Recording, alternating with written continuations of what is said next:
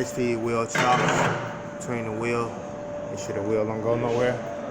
The reason why you're placing these wheel chocks is to make sure the car doesn't move while you're doing the alignment. Because you do have to put it in neutral, and you do have to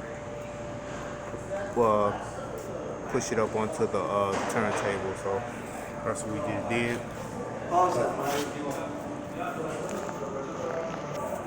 This is a video of us doing a roll on. The wheel chocks placed, make sure the car doesn't go nowhere. Push it until the center of the bolt is in the center of the tires in the center of the turntable. The next thing we are doing, checking the suspension components, making sure they're not loose, anything is not loose, anything is not worn out too bad before we do the alignment.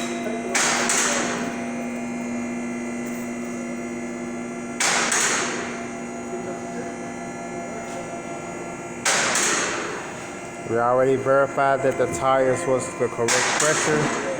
We already verified that the tires was the correct PSI, and the ride height was okay to do the alignment.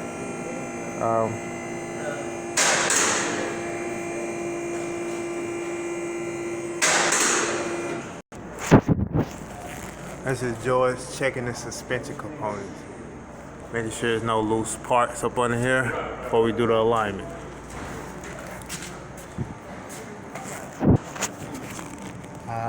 This is George placing the targets on the wheel. When you're placing the targets on the wheel, you want to make sure they're straight as possible. And also you want to use this bungee cord right here because it's an expensive machine, just to make sure you have extra stability. So just in case this one falls off.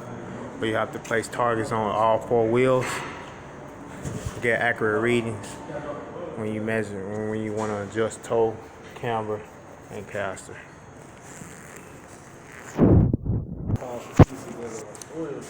All four wheels have the targets on them. I'm gonna make sure all four wheels have targets on them. This is George putting the last target on the last wheel.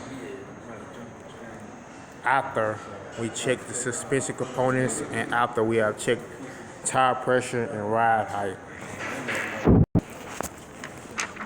Next, you want to go over and you want to select the vehicle, and then you want to print out these specs right here, and you want to determine if the vehicle is equipped with a stability. What was it called? Stability asset control. Next, the target is going to make sure that, the machine is going to make sure that the targets are straight and everything is okay, so you can go ahead with the alignment procedure. As you can see, all the wheels are checked off green. When everything goes from red, you're good to go. Right now we're just waiting to the wheels are marked good and the targets are placed on right.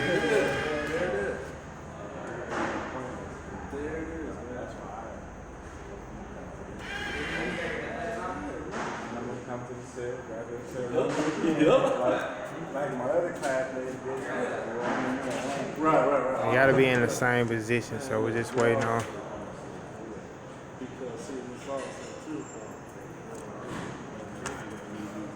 When you get this message right here, tire pressure not measured, four-wheel positioning, rollback required. So that's what we're about to do right now to make sure everything is okay, so we can go ahead with the alignment.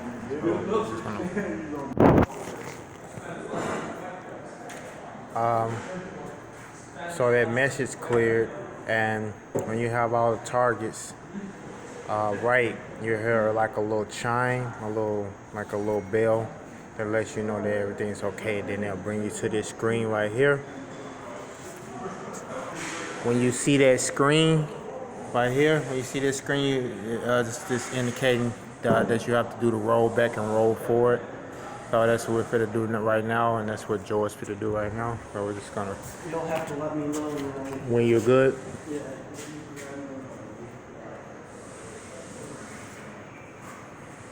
Okay, you just rolled it. Say stop.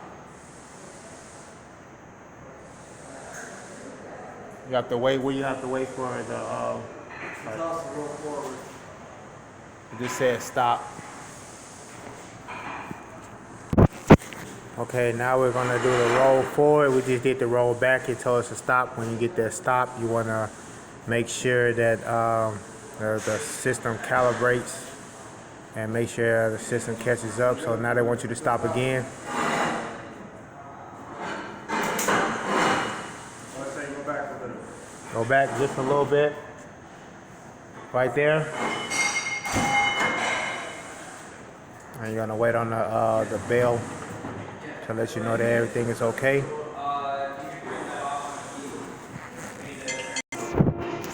Okay, the next thing you want to do, you want to install the brake pedal depressor. Well, that's what we're gonna do right now. So in order to do the alignment, you want to make sure that this brake pedal depressor is very important, because you want to make sure that the wheels don't move when you're adjusting Casper, and when you're adjusting camber, and you're adjusting toe.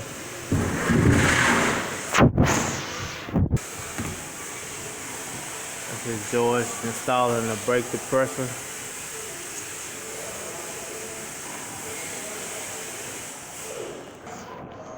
Once the brake depressor is installed, you want to go to this screen right here, and you want to hit this check mark right here. This indicates that you're comply with what the machine is asking of you, which is to use the brake pedal depressor to ensure that the turntable pins do not move.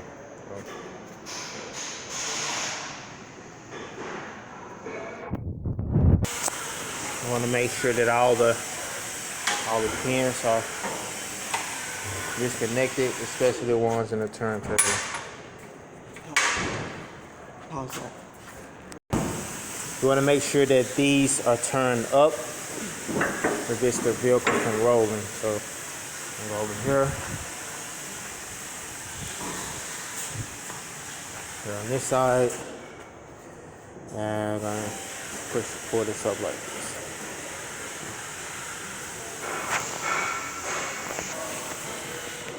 I'm sorry, I made a mistake. You want these down when you're doing the alignment. All right, I was mistaken. You want these turned down when you're doing the alignment. And when you're doing a roll back and roll forward, you want to make sure that these are up like this. So, not doing a roll back, you're doing alignment, so you want to make sure these are down. What George is doing now is making sure that the machine is reading. The heads are reading that he's turning the wheel and making sure that everything is all right with the machine. Want to make sure that making sure this stuff is stabilized. Making sure that the heads know that that's calibrating his movements of the steering wheel. Now he's just making sure that the steering wheel is leveled. So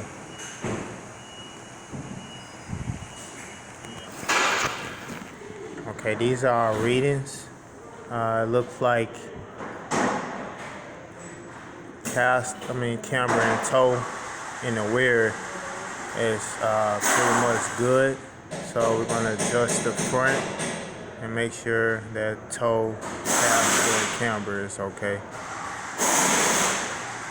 and up to spec.